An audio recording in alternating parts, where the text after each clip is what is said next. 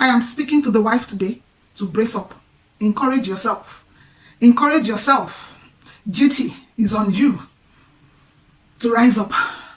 Duty is on you to survive this tide. Duty is on you not to fall apart. Duty is on you to be the woman you are meant to be, a strong person. Though she cries, she rises.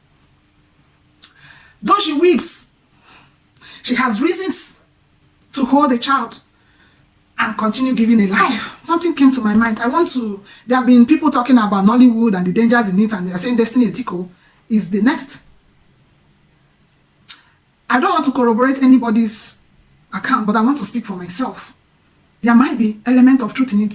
I want to say this because I had a dream. That was exactly less than 2 weeks before this drowning incident. I don't know Destiny ETIKO on a personal level. I only see her on movies and on social media.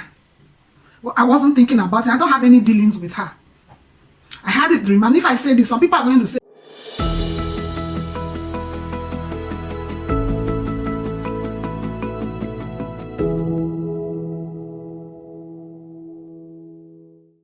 hello viewers, hello wonderful people, hello my subscribers, returning subscribers, people who are just stumbling into this video, and anybody who might be able to watch it any other time. I do appreciate your stopping by. I do appreciate the part you play in ensuring that this channel grows, in ensuring that we make headway.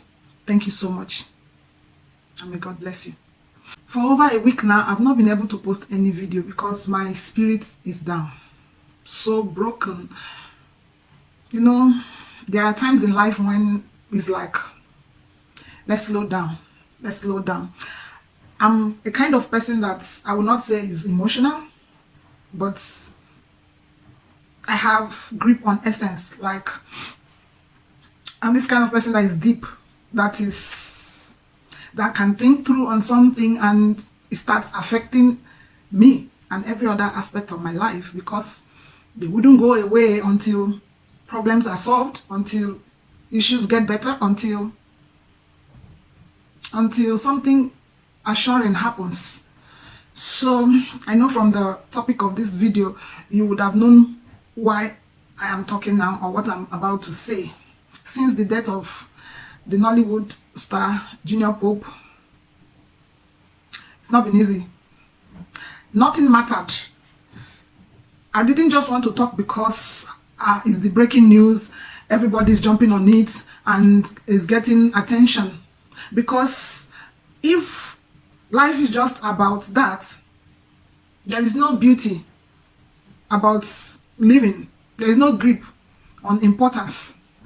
So for me, it was a time of sober reflection. I got so broken, especially for the fact that before now we have been coming from one issue or the other, from Herbert Mwigwe's death, his family and his friend, even though people were not talking much about his friend who died in that plane crash, about Mr. Igbo's death, about several other things happening in my country, Nigeria.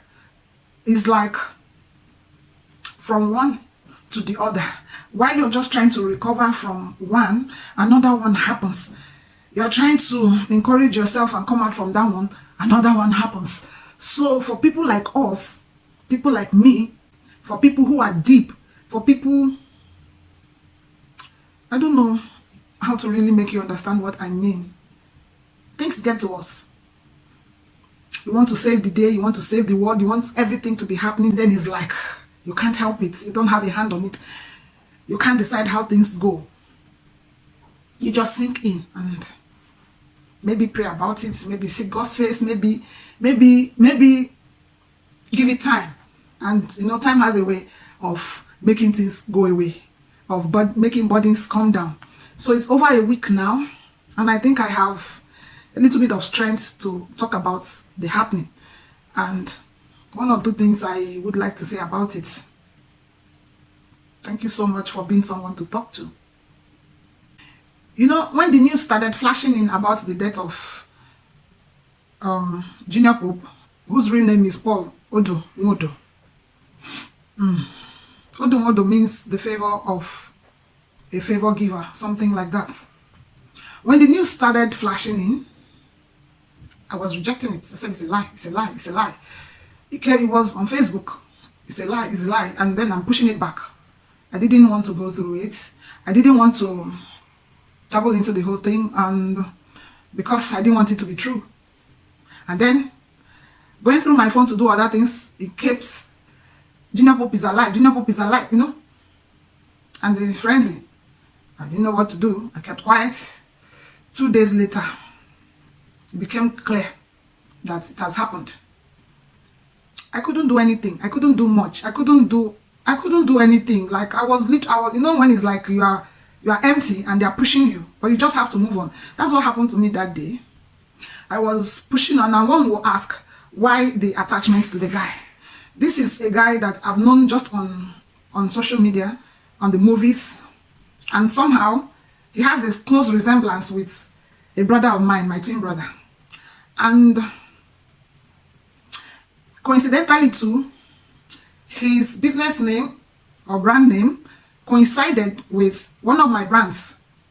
He said it's a Swag Nation.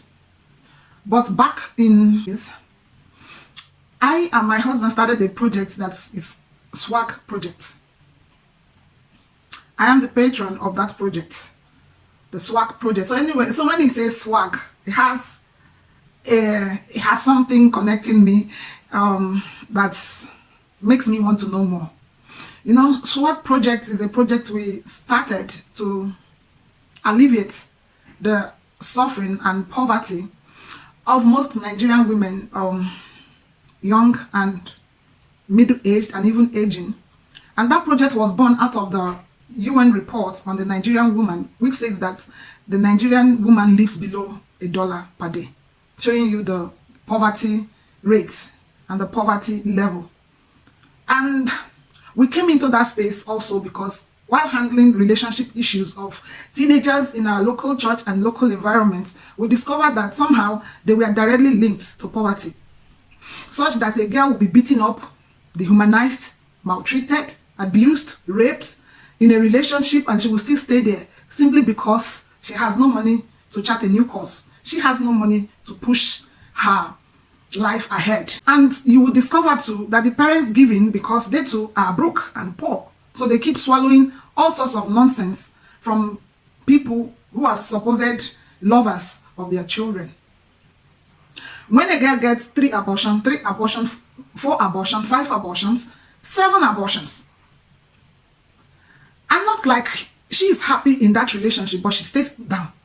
And you keep wondering, what's the rationale behind this kind of thing? You still hear things like, he pays my bill, he's paying my school fees, he's the one that bought me a phone, he did this. Oh my God. So I won't bore you with the details of our findings in our work with young people, but I'm trying to relate it to this guy. So with that report, we decided to empower young women, particularly, even though Royal Youth Network, which is the umbrella program that bettered Swag Project. Swag Project is skill up women and girls. Royal Youth Network was encompassing for both the teenage boy, the teenage girl, the man and the woman. Well, we became more involved with the women because of the peculiarity of their cases and the things we saw. So in that process of trying to make, Royal Youth Network is about making decisions, steering your life as a young person. There is a lot involved in that program, but I'm talking particularly about swag, skill up women and girls. So when we started that project, it became something dear to my heart due to the cases I'm seeing. In that program, we try to give hands-on skills, trainings, equip women with things they can do to get money on the immediate. It involves things like crafts, catering, fashion designing, events, management, decorations, real life things that will put you in the field and keep you up in your or day-to-day activity to be able to get money to fund your life and probably the life of your kids for those who have children. So I have a personal attachment to swag due to the experiences. You know, when you start things like this, you are going to see yourself going further and deeper into handling cases. So that swag project is dear to my heart. And when this guy says swag nation, it catches my fancy, my attention. So, and I told you too, he has a resemblance with someone dear to me as well. So when I started imagining the horrors he would have gone through in the last stages of his life, I cried. It pained my heart so much. I wished that things never happened. I wished that they didn't, those news were just dreams. I kept on waiting for this, for someone to hear that it was not the way it was being announced, like things have changed. He woke up in the mortuary, kept watching us for stories and elusively waiting for one that would tell me that he survived. But it did not happen, and the reality dawned on me.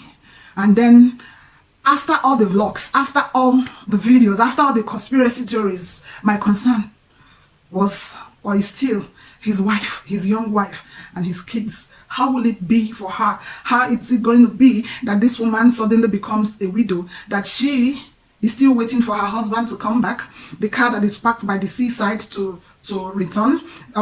She is gathering herself to go to the mortuary. She is gathering herself to come to terms with reality. She is going to interface with the life or the body of the husband that has been shot into an untimely and one of the most dreaded forms of death.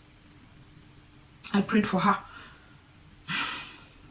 I prayed for grace for her, the fortitude to bear the loss, the consolation that can only come from God. And today, I want to still encourage her and anybody that knows how to send my message to her to brace up. We are strong. Women are strong. People like us who are emotional, who are strong, we are like fibers. We soak up things. We come out stronger. We see the hand of God in every situation. And we brace up, knowing that this is the way of all men. We are all going to be there. Though we are worried that it is not fair, it won't be fair not to live to your maximum number of years as promised by the God who made us. The scriptures that said we will fulfill the number of our days. And people have asked, what is the number of our days? Is it the 40 years that this guy died? Is it the 72 penned down in the scriptures? Plus the excess, the extra promised also in the scriptures, full old age, when your children can lay on your laps without you recognizing them, when you now cannot see them, when you cannot know which of them is calling you and maybe just recognize them by the sounds of their voices, or if you can still remember, like my grandfather would call me by the pet name he gave me when he hears my voice even without seeing my face. He was old, very old, and probably said to be the oldest man in my village, that he had his two eyes wide open, but he could not see. He could not see. That is, he was old to the point that his shoulders had curved. You could literally see his skeletons and know that this man is in between the living and the dead. He was old to the point that he could be talking and telling you that he is seeing so person from many generations gone, and that they came visiting him, they did this, they said that.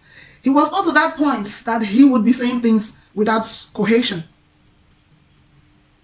Is that the full old age that God promised us? He passed away in full old age, and that's the desire of every parent. That's the desire of every living human, to see it all before they bid farewell, and to bid farewell in times and in ways they like.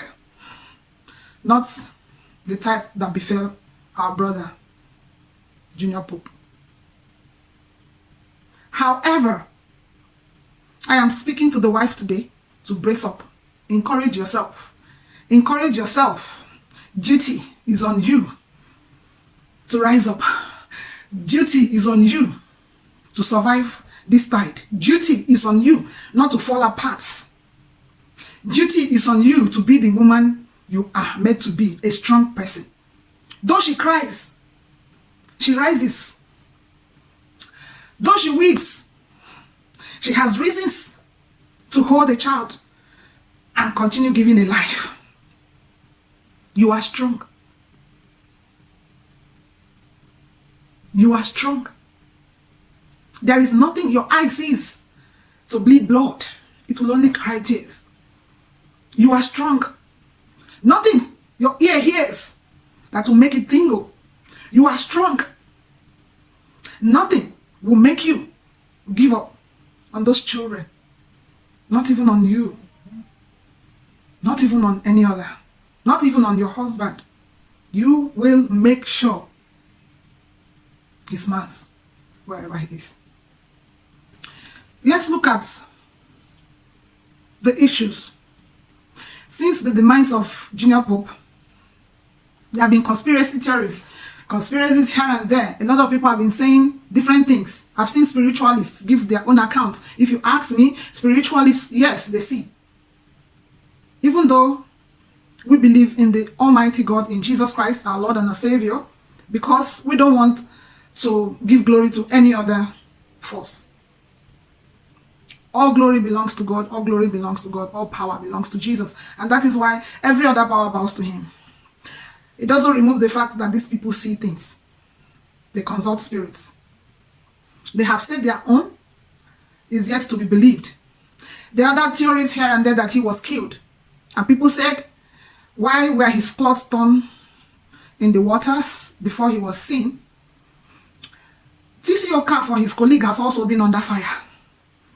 Probably because of the series of events that went down before this whole situation. One will see TCO as a troublemaker. People will also see him as somebody who is also tilted towards juju practices on the account he gave on how he appeased the water people, the water goddess, the sacrifices he made, and the few events relating to the ends of the times the incident happened. And then if you put these things together, it looks like it's true. It was said that he would have been killed and thrown into the water. Nobody is talking about the second boats that have been said to crash into them. If we want to unravel this whole thing, we will need to get the account of the second boat. From everything that is being said, it means that the boat they crashed into was empty or had only the driver or the pilot in it. That's what it means. Because if you are telling me that there's a boat crashing into another one and it is only the people in the one that crashed into the second boat that got drowned or all dropped into the water, it means that the other boat was empty. Because nobody is talking about whether there were people in it that also fell into the water. And everybody that is said to have died in that incident were passengers on this other boat containing the Nollywood actors and actresses. Let's assume that the driver of the other boats could swim. Yeah, these are local communities, riverine communities who have been trained to swim. Many of those boat drivers are not necessarily trained divers, but because that is their terrain, they grew in those places. They are able to swim from young age. They are good with maneuvering with the waters, though it might not be in very serious circumstances. So we would assume that that boat didn't have people inside it and that the driver or the person paddling it could have escaped to safety. So in putting all these things together, it will be important to hear either from the driver of, I don't know whether driver is the right time for somebody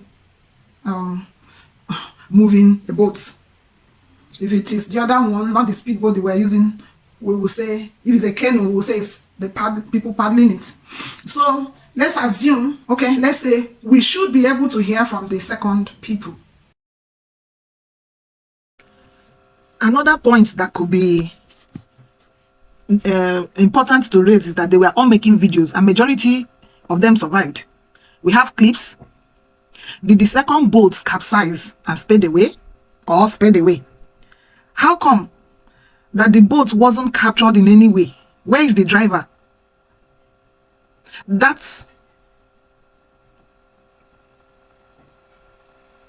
Where is the driver? Because the driver of the ill-fated boat has spoken. If he didn't speed away or even capsize too, he should have also said something. He should also have been leading the march for the rescue operation, knowing that he caused an accident. He was instrumental to the incident as it's painted. Or at least hover around so that himself and the driver of the boats that the Nollywood actors were inside will help to rescue others, since they are more experienced with waters, diving, swimming and all that. Because even the passengers were not too many. There were about 11 of them. And some of them were advantaged. Let's say they could swim, or they held on to something, or they were in an advantaged position. And then the other few that are helpless should have been the main focus of these two other drivers who could have helped to save them. And let's even say that that driver was terrified and that he tried to prioritize his own safety. Why did it take so long to call for help, for rescue? I don't know if anybody is seeing where I'm coming from. Anyway, Nollywood leadership has said they have launched an investigation. Let's hope that their investigation will be able to look at these things and bring answers to them. Because I'm thinking that if the causative boat, that's the second boat they said to have collided into, didn't, or not collided into, brushed the tail end of it, if it didn't capsize, it should have been the best place to transfer the people. But like I said, nobody has given details as to what befell that particular boat. So let's also believe that it wasn't in the position to do what I just said. Why I'm saying this is that I want to make sense of all the accusations and the things I've had on social media. I've had a female spiritualist saying that Junior Pope met her, that he was killed.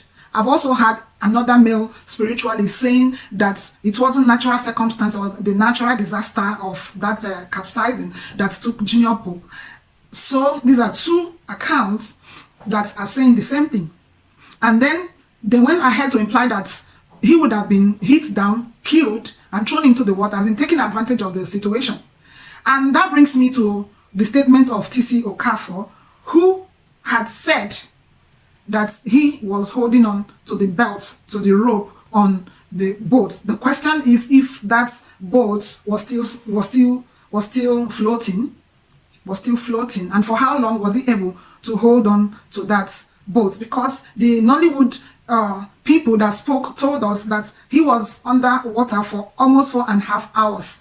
And then another account says that when the first incident happened, that Junior Pope was still alive, checking on other people, asking what is the situation, and that someone had thrown a gallon are plastic containers that are corks, that might be an improvised life jacket if whoever is holding on to it is able to hold it, because that gallon will still be fighting, and the ball's tendency will make it to be jumping off from the person. You have to have a good grip on the handle if he has one to be able to use it, and then you have to lap your body onto that gallon to be able to float with it.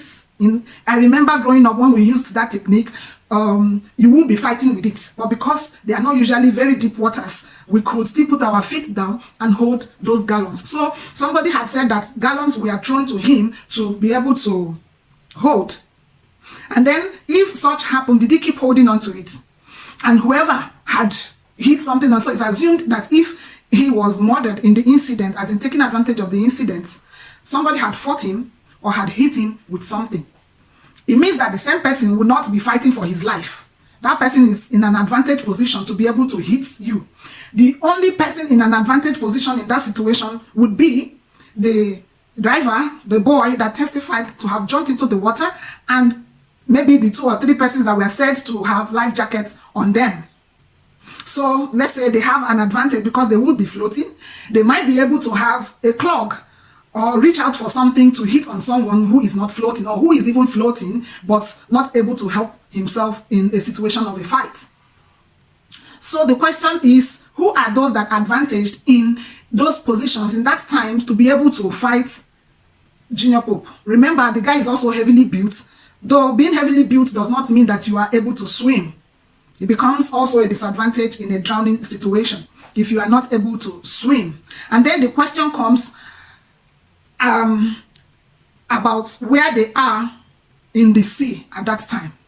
Now, before I go into that, I have asked this question whether there has been any inquiry into the situation, and I learned the Nigerian Safety Investigation Bureau, NSIB, and the Marine Police have launched investigation. That reminds me, if actually they have, we will have to start looking at where, at what point they had this mishap in the body of the water.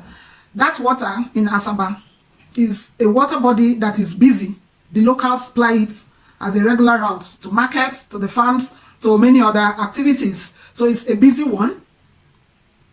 That water body also has areas, depth levels. It has the highest depths are many thousand kilometers deep. So there are other areas that are of different depths.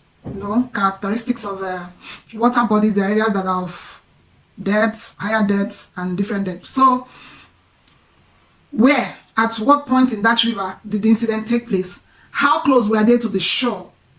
And how far into the waters were they?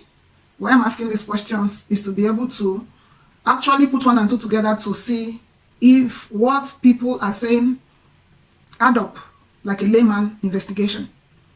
Now, we have to also consider the time of rescue, the condition of the body as at the time of rescue, the turgidity, and the level of, okay, in a layman's word, the level of soaking. So we will not also forget to take into account other lives that were lost in that accident, the 4 other people that were unfortunate in that incident. My heart goes out to them, to their families, to all the people that have been affected by the death of these people. And then these voices are implying that those other people were victims and that the major target is Junior Pope. Some people have also argued, you know, when things happen, we'll start connecting people.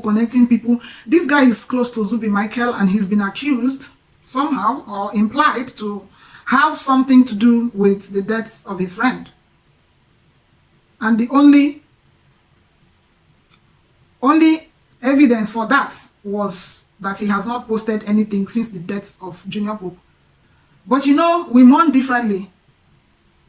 The question is, if Zubi Michael is this kind of post kind of person that keeps posting things, that's the first thing you will ask. Another question we will ask ourselves is does he necessarily need to post to prove that he's a loyal friend? Another question we need to ask ourselves is if he owes anybody any explanation as to why he hasn't posted anything concerning the death of his friend. If he's talking about it in his closet, in his space, if he's so heartbroken not to social medialize it, does he owe anybody any explanation? If we have honest answers, I think that one might be able to give way. This is because there are speculations from many quarters that Nollywood is this place that is eating up people, and there are people there who are responsible, and this guy might be one of them. I think all these are uncalled for. So all these conspiracy theories here and there, this one, that one, I don't know how true they are, but there might be elements of truth, but they are not substantiated. If we look at the testimony of the producer, said she's just crying. Nollywood people can cry, they know how to cry, you know. And then comparing it with that of TC Okafor and his behavior within those days, and then how the producer also said she was supposed to be in that boat and one or two things delayed her and she wasn't in that boat, and how it is said that they were not wearing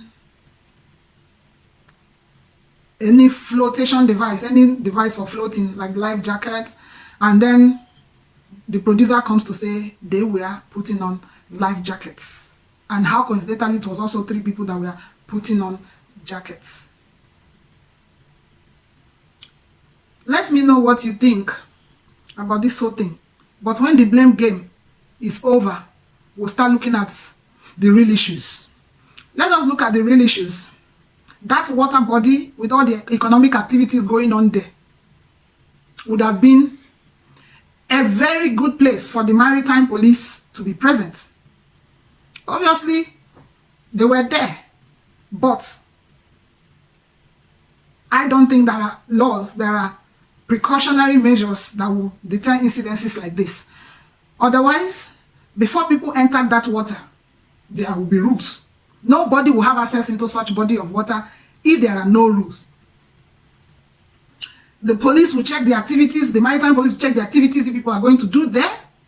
They will check how safe you are. That's the difference between Nigeria and some other places where things are safer. Everybody keeps saying they refused. They refused. If those maritime police are working, there's nothing like they refuse. You have to do the thing or not do whatever you came to do in that water. Everybody is complicit. So I don't want to say, people kept saying, is he not an adult? How didn't he know that he will wear a life jacket to enter that water? Of course, that's true. But in the first place, why things are working in other crimes is not because adults are taking responsibility. It's because the system makes you do what you need to do. In the nature of human, they excuse everything. But systems make you align, make you obey. What is the work of the maritime police?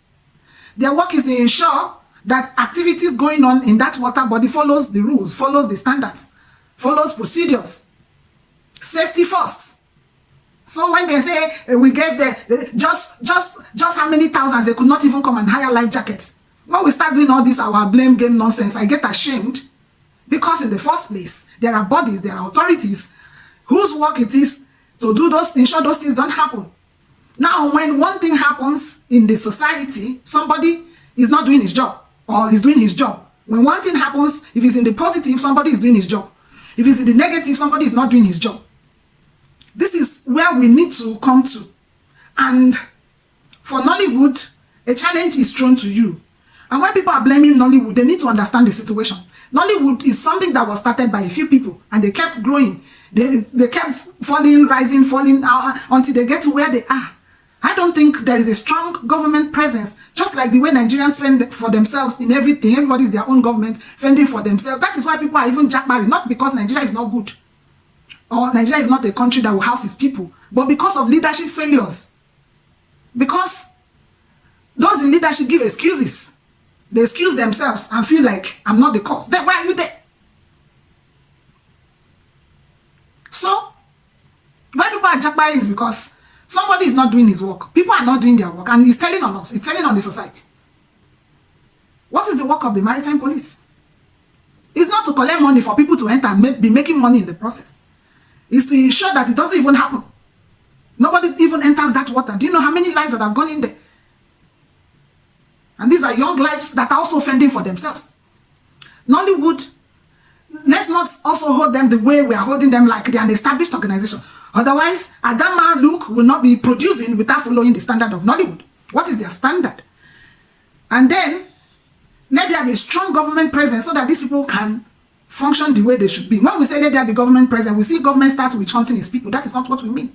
Give them the enablers so that they can develop a set of rules that will make their people function without limitation.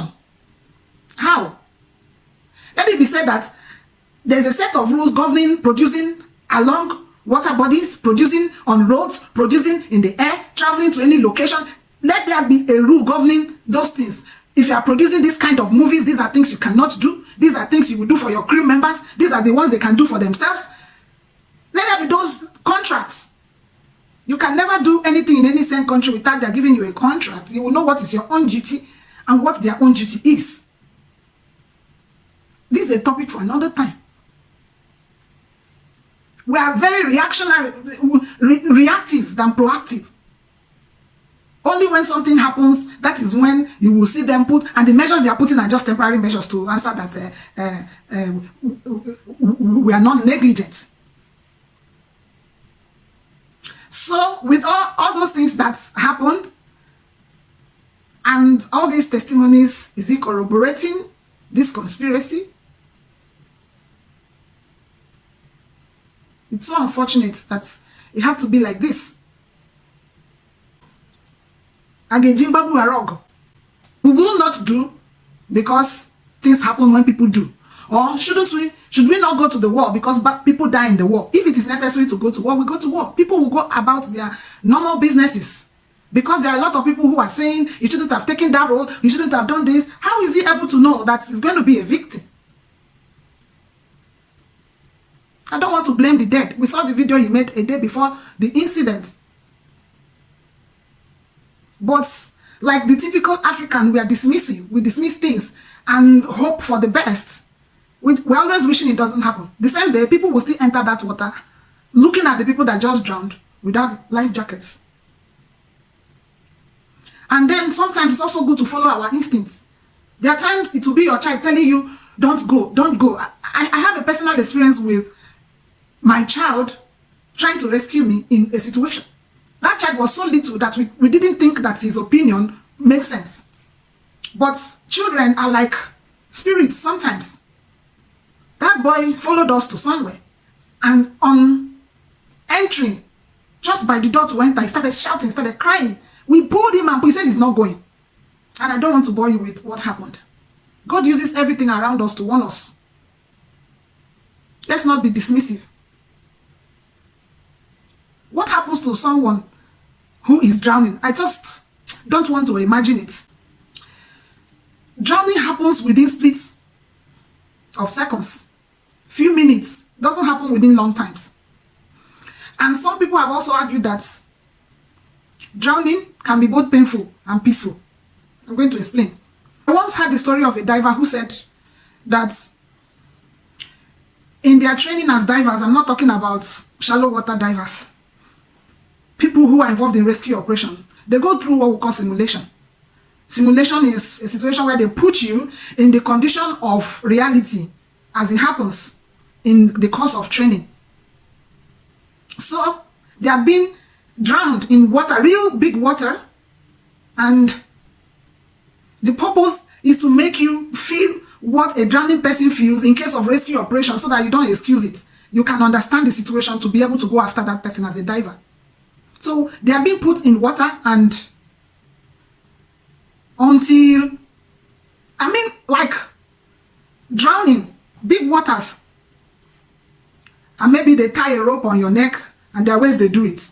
Oh, sorry, your waist. There are ways they do it. You are being lowered into bigger water bodies, and you swim on. You struggle. You struggle. What happens is that at first he said you will struggle to come up until you start sinking down. At a time, you drink water to the point that you cannot help it. You give up. That time peace comes in. You start sinking. Your trainers know that stage to now bring you out. They know when you give up. You stop struggling. You start playing along. They now bring them out and come and do CPR. Oh my God. CPR, cardiopulmonary resuscitation procedure, where they start. People are in this case saying nobody did CPR. CPR is not just that mouth-to-mouth breathing. They are able to jack the heart, press water out of the lungs, and then shock the person back to life, and maybe borrow air through the mouth to fill up the lungs. In the CPR, in the case of a drowning person, is different from CPR for a normal person who just passed out. In the case of drowning, what happens is that by the time the person goes in, there is a buoyancy, a bolus tendency, if you remember your physics very well, that will make you, because of difference in density, go down and come up at a time. The body is able to float because the lungs is expected to take in, is like the ball that will cause you to float. It's going to take in some, it's supposed to take air, but in the case of drowning, when the person cannot no longer hold the breath, apnea sets in.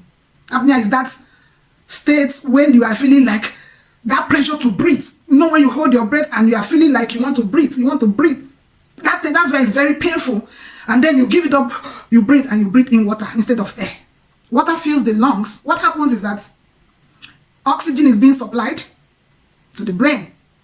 And with water filling the lungs instead of air, there is no more oxygen supply. A message is sent to the brain to begin shutting down the system. Now, when that happens, it said that the lungs is able to take up to 4 liters of water, of air, so supposedly it can still take a lot of volume of water. So at that time, when you come out, but because there is a state of equilibrium between the body and I don't want to bore you with all these things. The body floats a while, then goes down again, and it is the person's first chance to be rescued by the time they come up. If they go back again with the head now going down, the person sinks further. I don't want to imagine it. It's very painful. Asphyxia sets in when there is no more oxygen supply to your brain, which is the central nervous system, and the system shuts down. So when they are saying that Junior Pope is alive, and then the people said he had stayed up to 4.5 hours in water, that's a long time. That's a long time. The turgidity is now high, as in the body has soaked in a lot of water to be full. That is why I'm saying, if we are going to believe all these reports, we have to look at the body as at the time he was brought out. We have to look at the body as at the time, because the one person said blood was already coming out from the ear, nose, and mouth. And some people are arguing that that is a sign that he was beaten with an object or something was hit on his head, and that's the reason for the bleeding. I don't want to bore you with what happens to somebody who dies out of certain forms of shock and impact. Sometimes you see those blood. It depends on the sickness the person was going through or what incident led to the person's death. You see those signs. Somehow, there are a lot of people who are still using water. You are still using water. There are a few things you need to know. It depends also on the depth of the water, on the temperature of the water, on the activities that go on in that water, and incidents and impacts as at the time of drowning. You will discover that every other animal looks like a natural swimmer. You see a dog, they can swim, they can float on water. You see some animals, you see them literally jumping on water. You know why it is like that? They are not advanced animals. That is the difference between human beings. Human beings are advanced in brain, knowledge, and that creates fear. That ability to think and fathom makes you afraid that you start sinking. So one of the advice they give people who might drown is not to entertain fear and pretend like you don't know what is happening when you find yourself in a situation of drowning, that somehow you will stay afloat because of your faith or belief that nothing is happening, or not waking up that human instincts and brain and advanced knowledge that makes you begin to wonder at all the dangers you are in. I smile at this point because knowledge is there, but emotion is stronger than knowledge. That's a topic for another day. It is my prayer that God will grant these families the fortitude to bear the loss. Everybody's on Junior Pope, and it looks like the other people are no people. They are all important to us. And may this not happen again. I wish that our country can wake up. Now, something came to my mind. There have been people talking about Nollywood and the dangers in it, and they are saying Destiny ETIKO is the next.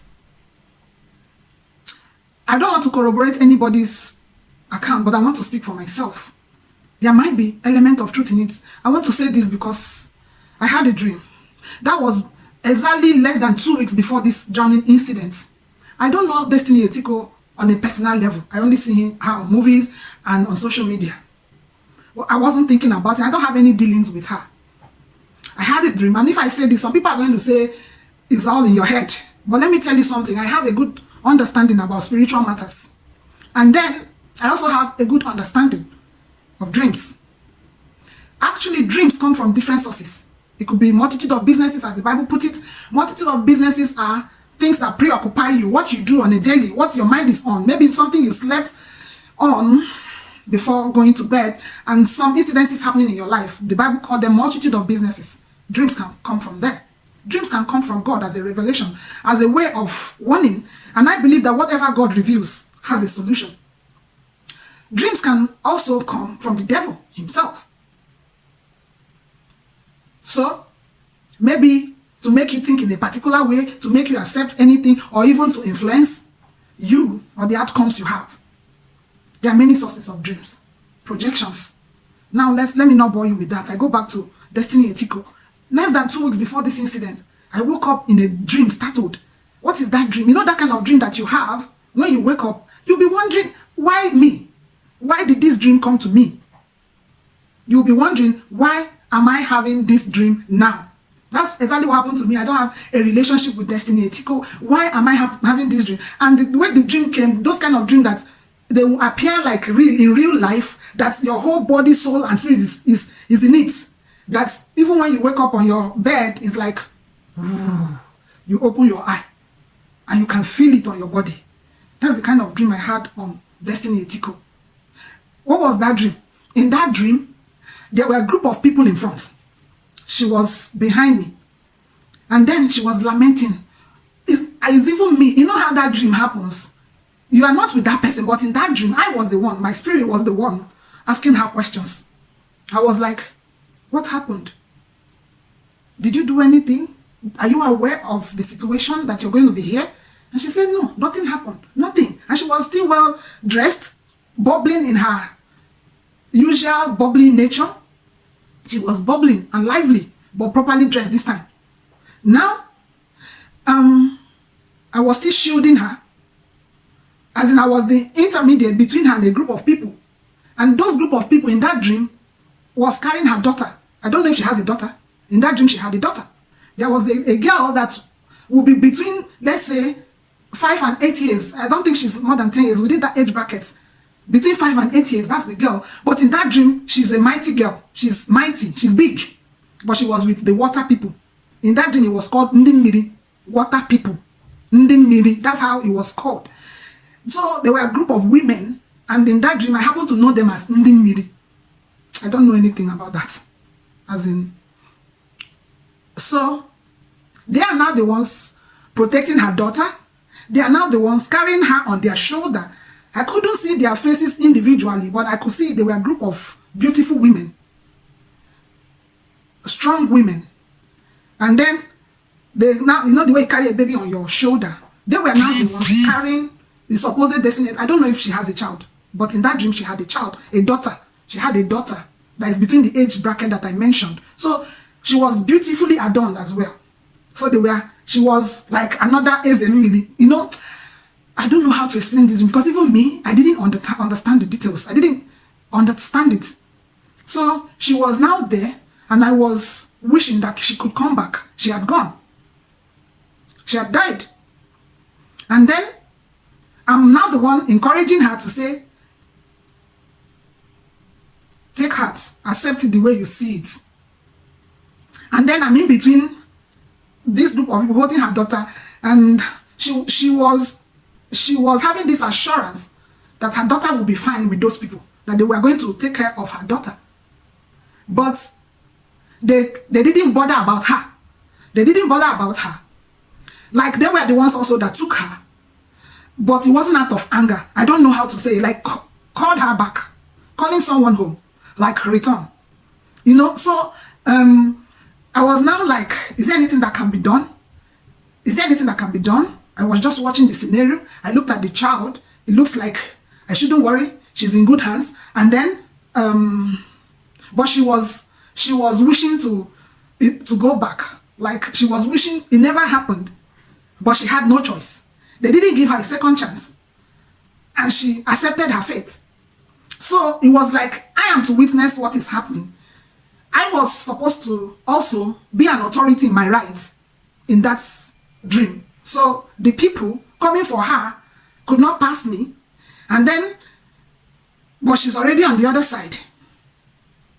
They were coming majestically with her daughter, who I was wondering what would become of her. But she was sure that she would be fine. And those people were ready also to take her up. So, what she told me is Ndi Mmiri, you know, like, it's Ndi Mmiri that took her. And then I was like, did you do anything? What happened? She said she doesn't know. They were in good terms. Nothing happened. You know, that was the dream I was having. I wasn't talking with the people. I wasn't opening my mouth. You know how dreams are. It wasn't like you were opening. It was like a spiritual communication where things will be happening. You can hear voices, but you can hear the conversation, but you were not opening your mouth. But you were not opening your mouth. So, other things that transpired I might not remember. So when I woke up, it was so real. It was so real that I can't even narrate exactly how. There are things that you cannot put together when after you have a dream, but you can understand that it's serious. So when I now opened my eyes, I was like, God, deliver this lady. Whatever is about to befall her, have mercy. You know, so I just prayed. But that day, all my thoughts were on it. I was like, how do I reach this lady? I said, people will say, they don't come again. And, you know, I was imagining what will happen when you come to social media to say that kind of thing, because I needed to reach her, because the whole thing was real. It was so real. It was so real that something had to be done. So I was saying, should I say, whoever knows this ETIKO, I'm not somebody that would like to come on social media to say it's a prophecy or what. But there are people who God deals with on individual basis. So when this thing happened, and people now started saying she's the next, it took me back to my dreams. Whether or not it is true, I believe that whatever God reveals can be salvaged.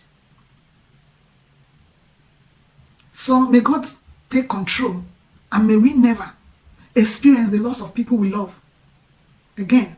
And if there are measures that these people need to take to ensure that they don't become young victims, there is need to look into it. Why? I know how real that dream is. Then it's not them say they told me, it's my personal experience. Why I also know is that I've had the Lord dealing with me, and I know how God deals with me. I've had myself die. For those who have died before, yes, many people have died and experienced the mercy of God. I've had incidents where I saw myself dead. And what happens when you die is that everywhere is empty, vague, serene, dark, but bright. I don't know how to say it. Like, everywhere is dark, but you can see. Everywhere is dark, but you can see, you can relate, you can communicate, but not with opening your mouth. When you see someone that also had died, you people can exchange pleasantries, exchange conversation without talking to each other. So with what happened in that dream, I knew how real it was. So it's not something we should joke about. It had to do with a certain force. But I don't know why it is like that. This video is already very long, and I want to conclude it by saying that we live in a water world. If you did your geography well, they will tell you that the earth is 75% water, and the other percentage is earth crust, land or sand. Meaning that if you don't know how to interface with the waters, it will be very important to learn it. Learn how to swim, at least even in shallow waters. Because it's very pathetic that you find yourself in a situation where you get drowned even in a spoon. They used to say, Ozemina. May it never happen again. And may God give us all the fortitude to bear this loss. It's a loss too many. It's a loss too many. And it feels like there is still dangers looming. May God keep protecting us. And may we draw closer to our Maker. Because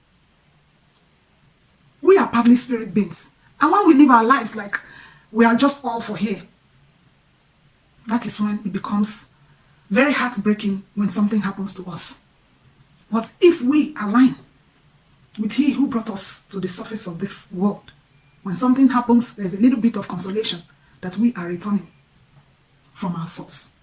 May God heal us, heal our hearts, and help His widow.